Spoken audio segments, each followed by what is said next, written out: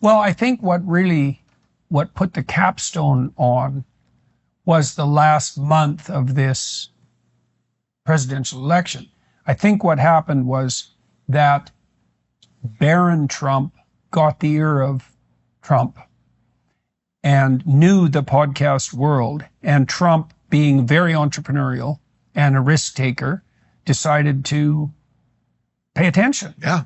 Because he picked a lot of podcasts that you'd only pick if you knew the podcast world. I think Rogan's an obvious choice because like he's the 800-pound gorilla, obviously, although I'm not saying it wasn't courageous and wise of Trump to go on Rogan. Because, no, basically no other politician would ever do a 3-hour unedited, sit-down like that. And there's certainly this delusion that I think the legacy media and perhaps even the Democrats are starting to realize, perhaps, that their consistent insistence that Rogan is a fringe figure and certainly like some kind of gateway to the right is ignorant and preposterous, both of those things. Yet bizarrely true now also, right?